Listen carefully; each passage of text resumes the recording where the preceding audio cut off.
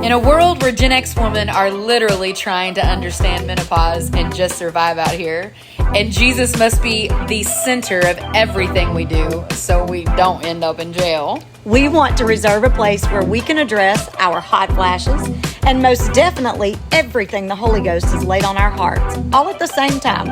I'm Michelle. I'm Elena. So come on, let's talk about it.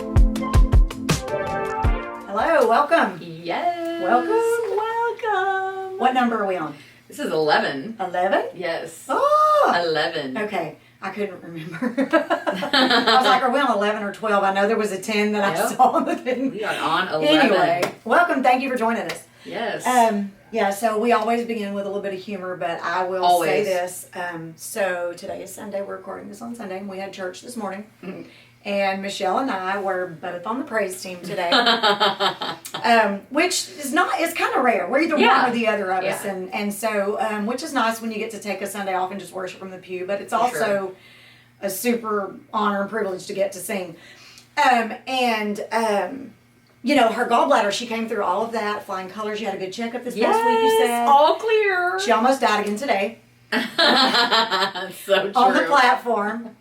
And I almost died with her. We almost went together. Y'all. Like, I don't know what our husbands would do Y'all. if that were to happen. They would be so sad. They would not be able to go on and continue.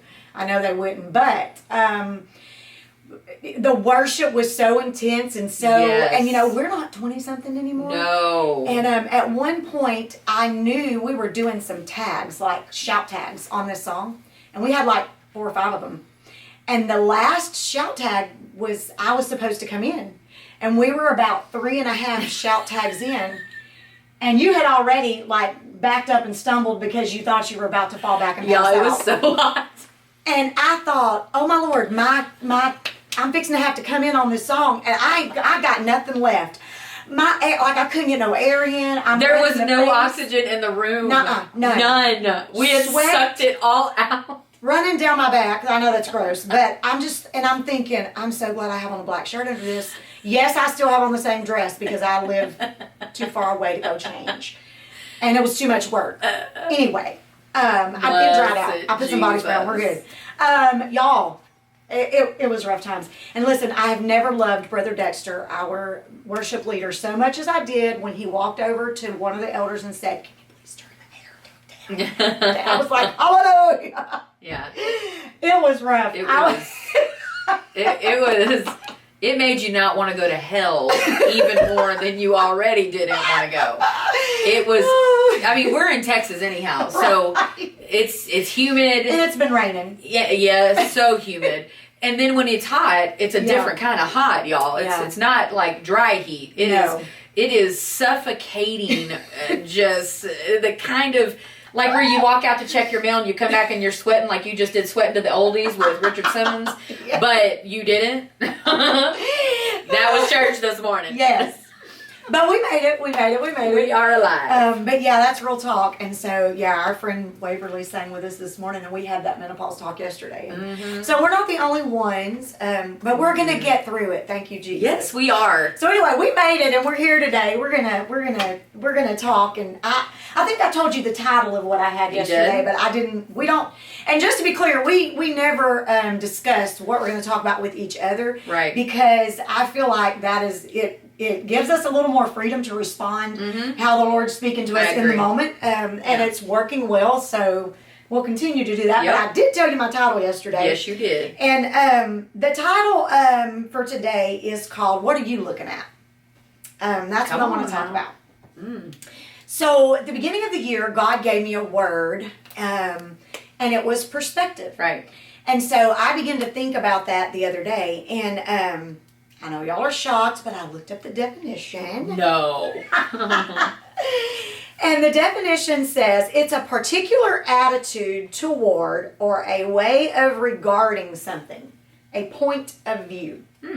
So, this title was born. What are you looking at? I began to study and do a little research on this, and I started with Noah and the Ark in Genesis 6 and 7, roughly. And so if you look at that, oh goodness, had it marked and then I moved. If you look at that, we know the story of Noah and the ark. Right. If you don't, you can find it in Genesis 6 and 7. God instructs Noah. The people had become wicked, and they were Right. Acting crazy. And God said, you know what? I'm done. I'm going to wipe the slate clean, and we're going to start over. Right. And everybody that's in the ark is going to be spared. And if you're not in the ark, you're done. Right. And so he starts giving Noah the specifications to build this ark. And Right. If you know the story, you know that Noah and all of his sons and his family, they went in there, one male, one female of every animal. Right. And they put them in the ark. And it rained for 40 days and 40 nights, the waters, and flooded the earth, everything. But today I read in Genesis chapter 7, verse 6, Noah was 600 years old when the flood of waters was upon the earth. Yes. Y'all, I'm sure I've read that at some point or I learned it. Sister Merle Rainwater, she's got her reward, but she was one of my 4 and 5 year old Sunday school teachers, and I thought of her when I was reading this earlier. She's one of those people that help mold you and shape you into who you are, the good part of you. To who you are. And so I thought of her today when I was reading this. But he was 600 years old when the flood was upon the earth. And if you go back to the end of chapter 5, Noah was 500 years old and he had 3 sons. And then after that is when God saw the wickedness on up in chapter 6, verse 5 of the earth, and he starts telling Noah about building the ark. So Noah was not a spring chicken, okay? We can safely say. He was somewhere between 500 and 600 years old because it says he was 600 when the flood waters came. I don't know about you, but if I had been Noah, my perspective in that moment would probably not have been a great one, okay? That's all I'm saying about that.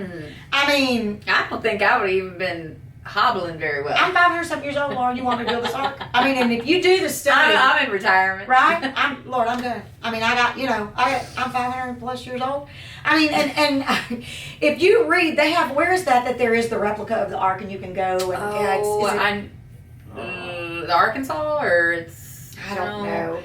I've looked it up before. Yeah, anyway, looks like a really cool place. they say that it is to scale. Yes. And so my husband and I talked about going, which haven't been. They say it's to scale. Really cool. But we're not talking a little bitty boat here. No. Okay? We're not talking, that's not what we're talking about. We're talking about a massive undertaking. If you study it, the ark was just it's huge. Gargantuan. Yeah. And so that's what we're talking about here. I would imagine that Noah's perspective, some days when he was building that ark, was kind of like, God, are you really like, this looks ridiculous. Yeah. What were you thinking? Yeah. People are making fun of me. People are laughing at me. Is this necessary? Yeah. Does it really have to be this way?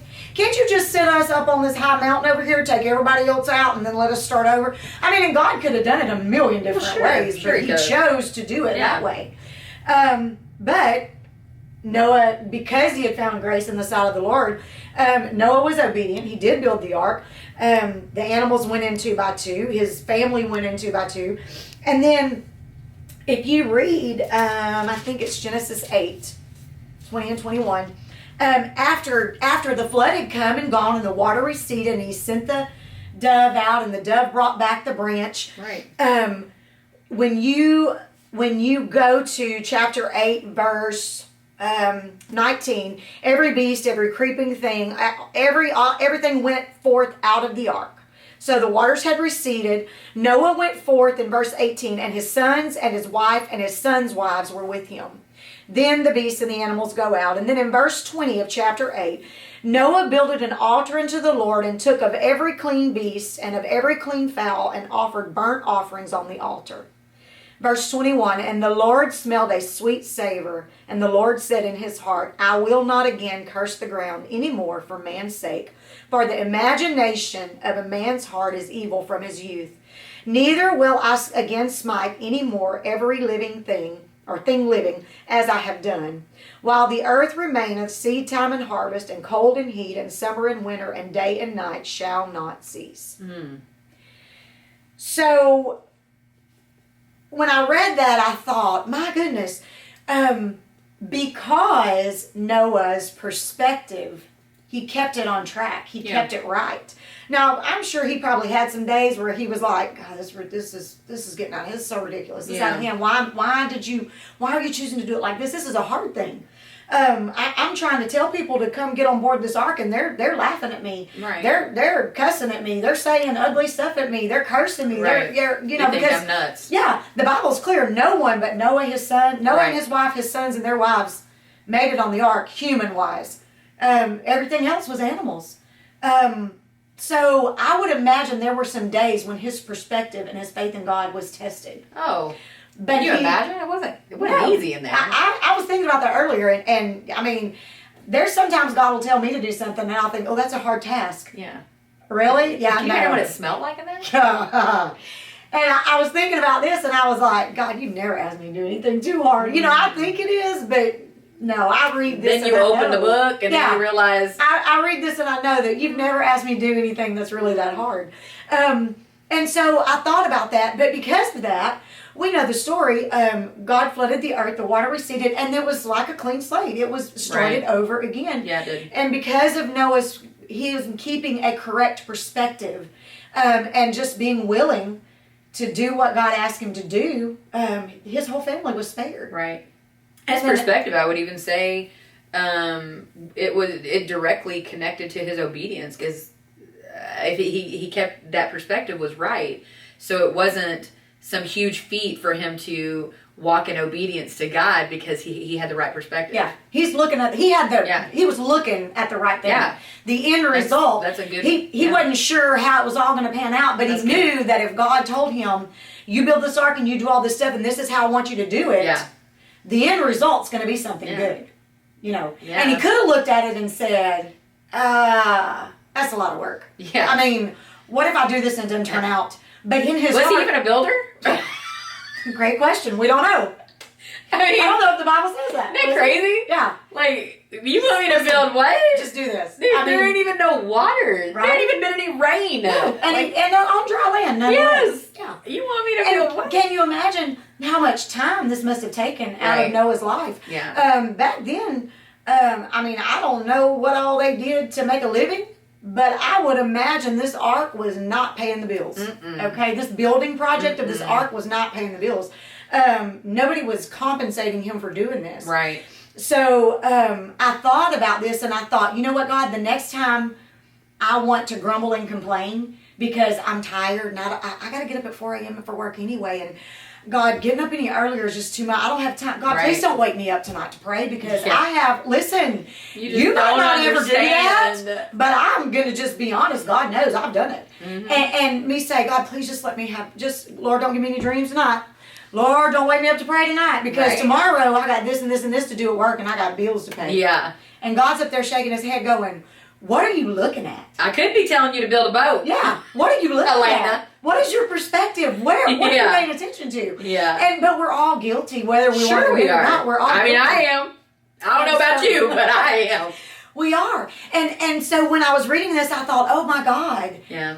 Don't let what I'm looking at be from the wrong perspective. Let my perspective be your perspective, Preach God. that. And I began to study and think, and of course, there were so many other people in the Bible you could talk about. And I'll just go through a couple of them quickly. The first one was Gideon in Judges 6 and 7. Oh, I love that story. And man, I'm going to tell you what, this was just phenomenal to me. And I've loved this story for forever. It's one of my favorites. But basically, we talk about when Gideon put the fleece before God. Right. But I don't think I've ever read too much before that. But I have, and I reread it earlier sitting in there. In chapter 6 of Judges, the children of Israel did evil in the sight of the Lord. Right. Again. Right. The Lord they had been delivered over into the hand of Midian. For 7 years. And so, rough times, as I like to say. Yeah. And then if you go on in the chapter, an angel of the Lord appeared to Gideon. Yeah. And said, the Lord is with you, you mighty man of valor. Yeah. Because we know, if you read, and God's, this is for another podcast, but if you read throughout the Old Testament, the children of Israel did evil in the sight of the Lord is in there a lot. Yeah. Okay? And I feel like, not intentionally, but I feel like I could put my name. Elena did evil in the sight of the Lord. Because we sin and we fall short every single day is why I'm saying that. Yeah. And I feel like sometimes God just probably shakes his head and says, would you please get it together? Yeah. And so I feel like could be me a lot of times. And so I began to read that, and an angel of the Lord appeared to Gideon.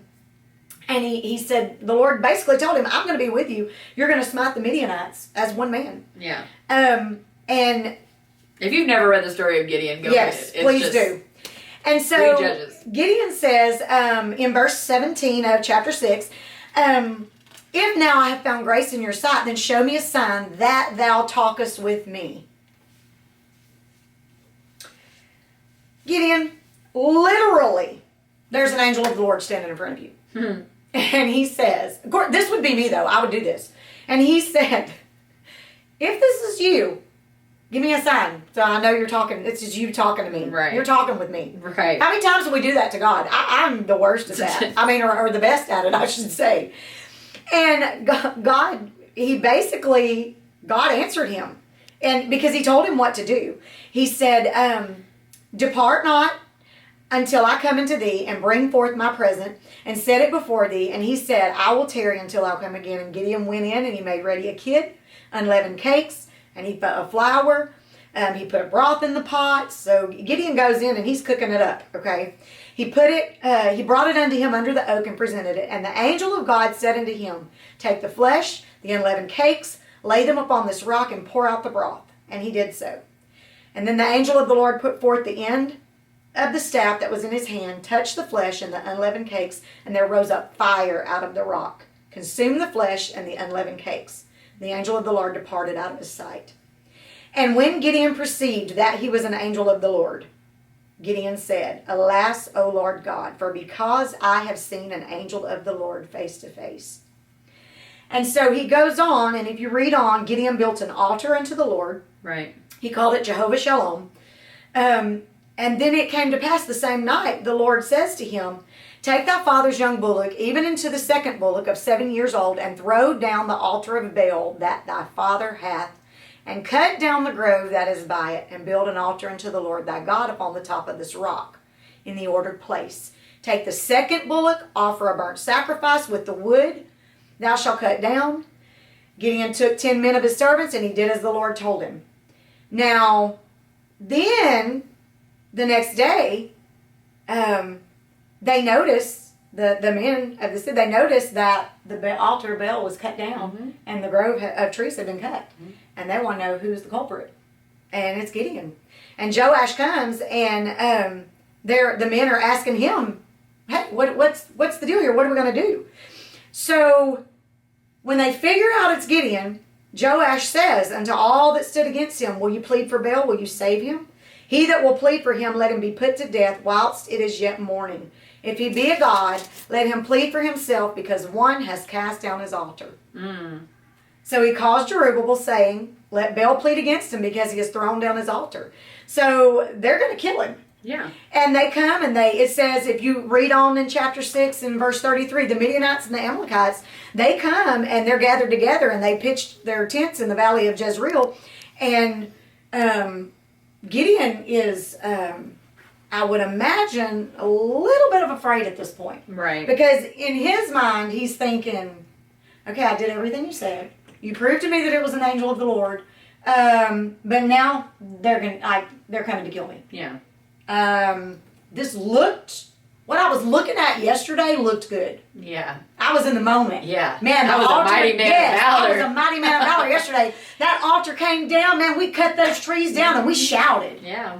But today, they're coming for me. Yeah. What was I thinking? Right. Oh my Lord. What am I going to do now? Yeah. And how often do we do this with God? Like like this morning, like we on there, we shouting, we worshiping God, the power of God's falling. Pastor brings the word. God, I'm telling you, such a powerful, our services are always powerful, but this morning was just one of those mornings it just was like in waves to me. Yeah. And I was thinking about this though when I was going back over this a while ago to talk about it. And I thought, man, how often do we do this? We come and God speaks to us on Sunday and we're gung-ho and we do what he says. And then we wake up Monday morning and we think, oh, what was I looking at yesterday? Yeah. What was I thinking? It was too much. Ah. I should have known who I was. Yes. And God's just shaking his head going, when are you going to learn that I am God? I am the King of Kings. I'm the Lord of Lords. I'm never going to lead you astray. Mm-hmm. I'm never going to lead you, what I say is always going to be the best thing. Right. And I was reading this today and I thought, oh my goodness. And so then after all of this, Gideon says, God tells him, you're going to go up against him and I'm going to deliver him to you. And so he says, Gideon says to God, well, now listen, I need to know this is really you. Now keep in mind, this is the man who just saw the angel of God the chapter before. And he already made the angel prove it was the angel. Yeah, and he said, okay, I'll do it. And he struck the rock with the food on it, and it just fire came out of the rock. Yeah. Okay, Gideon, now you want to, what? So he says to him, I'm going to put a fleece of wool on the floor. And if dew be on the fleece only, he getting real specific. Real specific. He's not only saying, God, give me a sign, which will do something. God, let me know that you. He got a whole list of things that he wants God to do for him. He says, I'm going to put a fleece of wool on the floor, and if the dew be on the fleece only, and it be dry upon all the earth, then I shall know that thou will save Israel by my hand, like you said. Right. So, he does it. He gets up the next morning. What happens? He wrung, verse 38, chapter 6 says, he wringed the dew out of the fleece, a bowl full of water. Come on now. A whole bowl full. Not a drop or two, a whole bowl full. Then get this. Wasn't enough. Get to verse 39. He said, O Lord, let not thine anger be hot against me, and I will speak but this once. Let me prove, I pray thee, but this once with the fleece. Let it now be dry only upon the fleece, and let all the ground there be dew. Gideon, what are you looking at? What are you looking at, Gideon? So but guess what? Because God is the Father that he says he is in his word, he did it. Yeah. God did so that night, for it was dry upon the fleece and only there was dew on the ground. And if you read this, they went, he gathered together all the people, and God said, that's too many. Too many. We're going to have to back it off. Thousands and thousands. Mm-hmm. God said, we're going to back it off. 30-something thousand, I believe. Mm-hmm. And God said, no, we're going to whittle these down. Yep. And so then the last group, I think he brought them down to the water, and he said, everybody that laps the water with his tongue as a dog, you shall sit by himself. And everyone that boweth down upon his knees to drink, you shall sit by themselves. And the number of them that lapped, putting their hand to their mouth, was about 300, or 300 men. And God said, okay, now I got something to work with. Yeah. And so 300 men, and he goes into battle, and God gives them the victory. But his perspective had to be honed in. Yeah, it did. Because what he started out looking at was an angel of the Lord. Yeah. But then he said, I know what you're saying, but I really need to know this is you. Yeah. And he showed him. Yeah.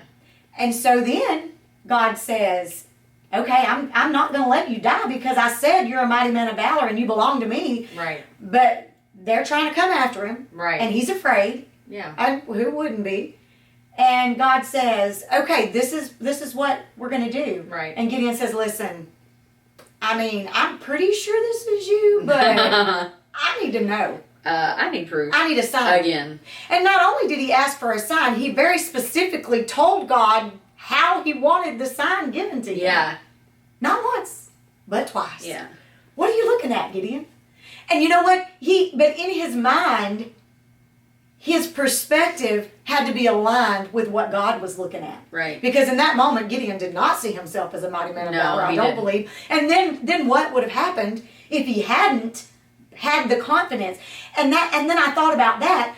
God loves us so much.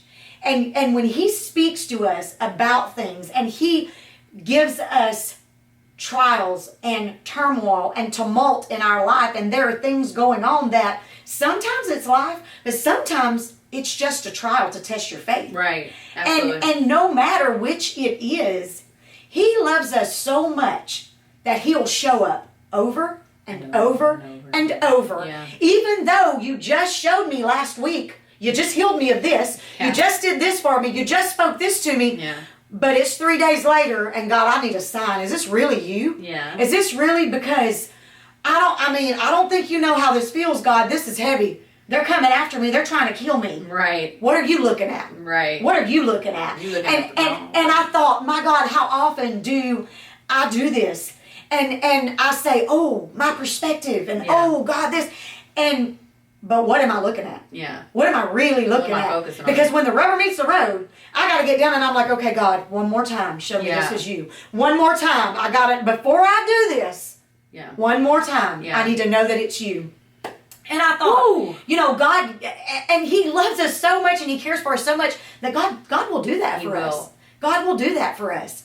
But you know, I read on, and this is, like I said, there's so many people. I thought Pastor was going to teach about a little part of it this morning, but like Nehemiah. Yeah. Okay, so if you go to Nehemiah chapter 4, Nehemiah went, he worked for the king. He was the king's cupbearer.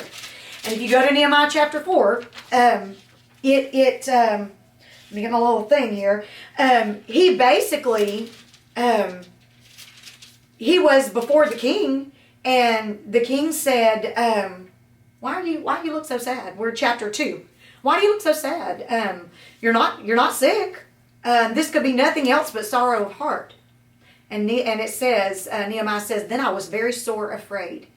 And in verse 3, I said unto the king, let the king live forever. Why should not my countenance be sad when the city, the place of my father's sepulchres, layeth waste, and the gates thereof are consumed with fire? Yeah. Then the king said unto me, for what dost thou make request? So I prayed to the God of heaven. And then he requested the king that I want to go rebuild the wall. Right. And if you know the story through the first part of Nehemiah, if you don't, read it. It starts at the beginning and goes to several chapters in. Well, actually, it's a lot of chapters in. It goes a little bit in. Yeah. Most of the book, actually. Anyway, you'll find it.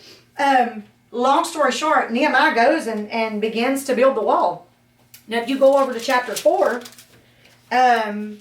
16 and 17, it says, after him repaired Nehemiah the son, where am I at? Chapter 4, I'm sorry. And it came to pass, verse 16, from that time forth, that the half of my servants wrought in the work, the other half of them held both the spears, the shields, and the bows, and the harborgens, and the rulers were behind all the house of Judah. They which builded on the wall, and they that bear burdens with those that laded, every one with one of his hands wrought in the work, and with the other hand held a weapon. It got to such a point where they were having to work with one hand and hold a weapon in the other hand. Right. And I would imagine if I had been Nehemiah at that time, of course there was adversity from the beginning, from jump. There was adversity against Nehemiah building the wall. Because the people had, Pastor said it this morning, they had become comfortable living in a city with broken down walls and burned gates. Yeah. They had become comfortable with the enemy just coming in and out and doing as they pleased and taking what they wanted and Nehemiah had a burden. He was compelled to go and rebuild the wall of the city. Right. And it says that at that point, they worked with one hand, they were fighting with the other. Right. If I had been Nehemiah in that moment, I would have been thinking, what was I looking at? Yeah. What was I thinking about? Yeah. What did I see?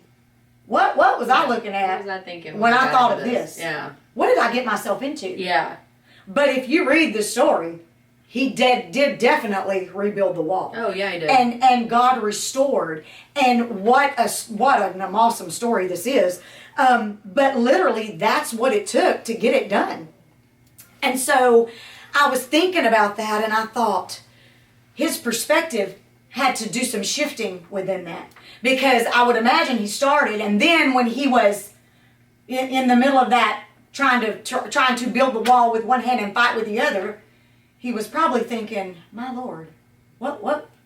I got to get my focus. Yeah. I got to get aligned. I got to get my perspective back on what you sent me here to do. Yeah. I'm sure every day was not just a wonderful occasion. We're building back this. No. Far from it. No. And if you look at all three of these stories, Noah, Gideon, Nehemiah, and then I wrote a few down, David and Goliath. Yeah. Wow. Okay. Caleb and Joshua, and the Yeah. story of the spies. Queen Esther. Yes. She finally said, I'm going in. This is what I'm going to do. If I perish, I perish. Yep. Why? Because Yep. her perspective, what she was looking at, was saying to her, I got you. Yeah. I know who you are. Right. And you know who I am. Right. Just like Caleb and Joshua. The other 10 were like, oh, we're like Yeah, grasshoppers grasshoppers. against them. We can't do this. Yeah. We're never going to make, they're going to kill us. They're going to Giants. eat us. Yeah. Okay? But there were 2 that said, We can do this. I know what I'm looking at. Yeah. Because I know who is sending me. That's good. And their perspective was aligned with the perspective of God. And so Right. they were seeing it from a way that none of the other of them could see it. No. They ran with their tail tucked between their Right. legs. Right. Absolutely. Just like David and Goliath. And we tell the story over and over. David was looking at a God that he knew had sustained him Oh yeah. through all of the years of being a shepherd boy. Right. Through all of and so it wasn't about the 5 smooth stones. No. It wasn't about the slingshot. No. It wasn't about any of that. It was about, I know who I'm looking at. Right. I know what I'm looking at. Right. And what I'm looking at is the God of the universe. Yes. He flung every star what he's into the capable sky. of. Yeah. I know what he can do. Right. And so that's how he went into it. And I was just going back over all of these. You will never make me believe that in the process of all of these stories that I'm talking about today, there wasn't a moment when, even on a tough day, Right. even when they were getting beat over the head or talked about or lower than low can be, because I'm sure that they had those times Yeah. in their journeys and in these Sure. stories. But there was something in them that said, you know what? I know what I'm looking at. Yeah. I know what my perspective is, and Yeah. I know who he is. I'll get locked in. And this is going to end unlike anything I can even fathom. Right. Because he's in control, and Absolutely. I know what I'm looking at. Yes. And so I just began to think about that, and that's just what I wanted to bring today. There are people watching, and I just know we have just a handful of people that I know do watch.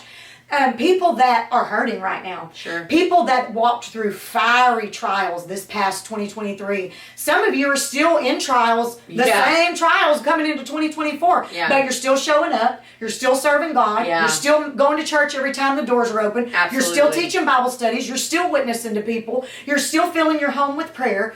You're still holding your lost loved ones up in prayer. You're still serving God. Yeah. Let me tell you what. That's because you know what you're looking at. Don't take your eyes off him. Don't. There are some of us that are dealing with grief, heavy, deep grief. You and I Yeah. have talked about that. Yeah. It's been a couple years since we've lost my dad, but there are days when it is heavy Yeah. and it is gut wrenching. Yeah. But let me tell you what I've learned in these 2 years.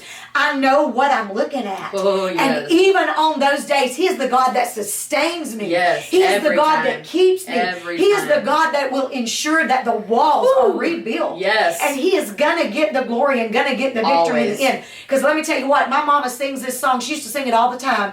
She doesn't sing much anymore, but when she does, she'll say, "This world is not my home. Oh. I am just passing through."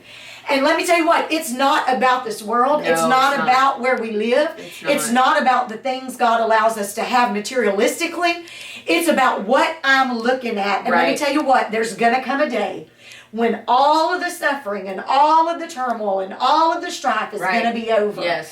And all that's going to matter is, what are you looking at? Yeah. What is the end result? Yeah. Let me tell you what, I cannot miss heaven. Uh-uh. I cannot be lost. It is Oh. not an option. Nothing is I have worth got to run this losing out on race heaven. until I can't run anymore. Right. If I pass out on the platform praise singing on Sunday morning, then Jesus, just do what you got to do. Because I've got to make it. Yes. And so I just want to leave you with that today. Just Yes. what are you looking at? What are you looking at? Oh man.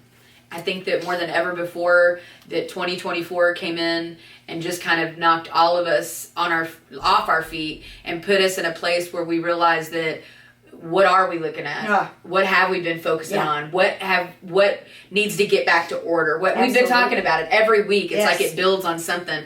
And I think that this is something that we've got to be vigilant every single day, that we are focused on the right things and that we are doing what he's called us to do, even if it's building a boat that don't make no sense. Right? Come on now. Yes. Well. Oh, goodness. Well, that's all we have for today. Yes. Thank you so much for joining us. Yes. And we'll see you next time. Next time.